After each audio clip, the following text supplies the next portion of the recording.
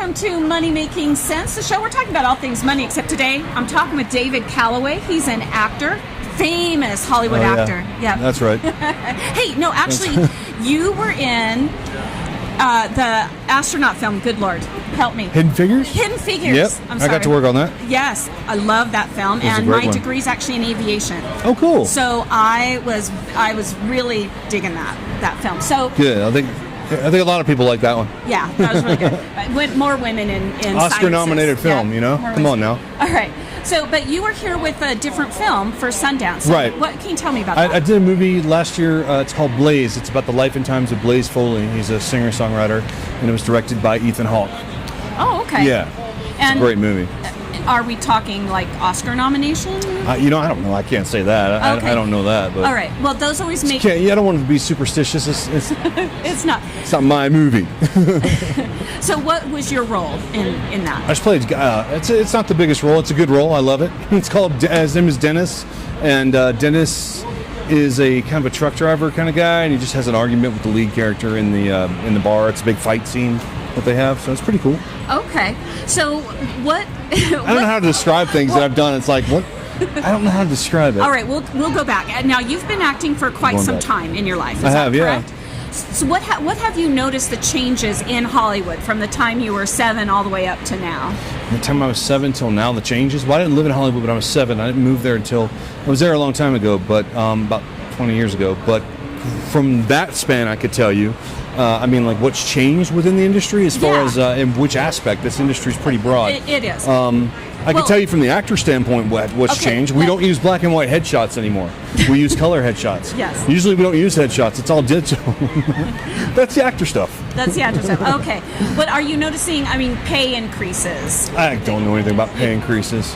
You get paid to do a movie. I get paid to do a movie. I don't think I'm getting paid enough. How's that? That's good. How about that? So who would you go to, like, when you're negotiating a contract for a movie, who is it that decides what you get paid? Well, it's a negotiation, Also, the union decides. Like, it depends on which project, if it's a low-budget film or if it's a scale film or just a regular film. It just depends. Also, I have an agent and manager, and they also help me with that stuff. So. But they take a cut as well. Yeah. Okay. Is that as going up? Oh, yes, they should. They do a lot of work. They work hard, yeah. But is that cut getting larger as you... No, that stayed the same, it feels like. Oh, okay. Well, that's always good to know. What, in this movie that you've brought to Sundance, the life of the songwriter, what was his struggles that he was going through? He had a lot of struggles, Blaze, I don't know. I read a lot about Blaze Foley before I did the film. To be really honest with you, I listened mostly to all of his music. I don't know. His struggles were different it was a long time ago. I think he had demons like a lot of people have demons, and he made it through music, and now we're here doing the film. So okay, so why? I have not heard. I'm not into like every aspect of music, but the name doesn't sound familiar to me. His name, right?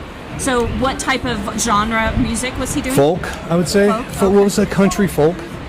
Yeah, he wrote a lot of songs with Townes Van Zandt, who was another singer-songwriter of that time, and so more folk country, I would say. Okay. We were listening to him this morning before we came over here. Oh, nice. Yeah. All right. He's got a song called If I Could Only Fly. It's probably one of the most beautiful songs you'll ever hear in your entire life. All right. I'm going to look that up. You should check it out. It's really pretty.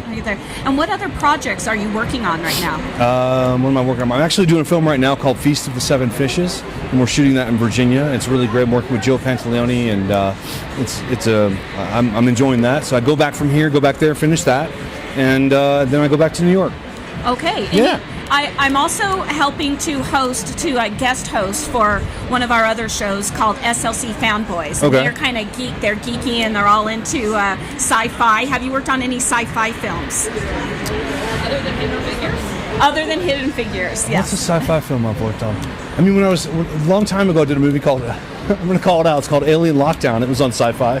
It was great. I worked with one of my best friends. His name is Tim Cox. He's a director. We went to Bulgaria and we filmed it.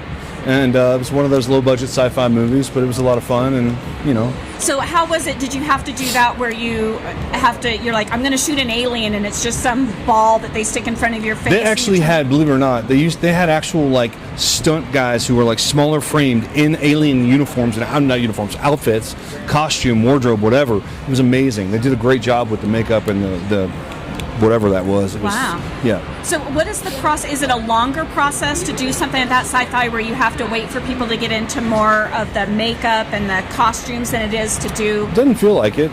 It seems like it's, it's all timing and all that, but it doesn't feel like it's... Are you asking if it's longer? Does it take longer to make a sci-fi film? Or? Yeah. I would imagine. I mean, it didn't on this one because it was low budget, so they had to go pretty quick. Okay. Great. Anything else you want to tell us about any projects you have coming up? I'm doing a TV show. It's called Sneaky Pete. It's on Amazon. It's awesome. It's with Giovanni Ribisi. It was created by David Shore and Graham Yost and Bryan Cranston. So it's a really awesome show. I don't know. Wait, weren't you in the 13 Reasons Why? I did a little bit of that. I can't talk about that one though. Why? We're not allowed to talk about that. Oh, to be just because of all the... It's a very secretive show, and it should be. It's a really powerful show. It's an important show. And so they're real secretive about what people can say about what they do on that one. Well, so let's not talk about what you do personally. The subject matter itself. Sure. Do you feel that show sort of glamorizes Absolutely suicide? Not. Okay. I'm sorry, I didn't mean to cut you off. Go ahead. No, that's okay. Say it again. One of the criticisms is that it glamorizes suicide. So why do you say it doesn't? I've watched the show. That's why I say it doesn't. Okay. Because a lot of that criticism was coming out before anybody saw the episodes? I don't know when it was coming out or what people saw, but I watched it for myself and I saw it. And from what I saw and what I know, I don't feel like it glamorized it at all. In fact, I think it brings a conversation to the public and society that needs to be had. Suicide's no joke. I've lost some friends to it. I'm sure you may have as well. Yeah. So I think it's important to bring up so people can talk about it. I mean, I do see that, it's a story they're telling. So, What are some of the signs? Like if you see somebody struggling or you're just worried about them, what are the signs? And when do you go, oh, they're just having a bad day or a bad week versus I need to do an intervention? I don't know. For me, it's, I think it's all different. But for me personally, I feel people's energies and I talk to them and I listen to them. And just like anyone else that you meet, you feel their personality, and I think if you see a change, I mean, obviously, I don't know I'm not a psychologist, so I don't know all the telltale signs of suicide, but I mean, from what my experience of it, people pull away and they talk about it, maybe they'll mention it, they give things away. I don't know all the telltale signs, but... Okay. Do you? No. We've just... No, okay. All right. Anything else we've got going on? Except you're just here. How long are you here in Sundance? I'm here till the 23rd. 23rd. Yeah, it's awesome, man. Sundance is so much fun. And we can see your movie right now at the festival. Well, yeah, premieres tomorrow. Yeah. Okay. And the title of it again? It's called Blaze. Blaze. Okay. All right, great. Thank you so much, Thank you David. so much. I appreciate it. Thanks for being a Money Making Sense listener. Follow your common sense onto social media. Money Making Sense on Facebook, Twitter, and Instagram.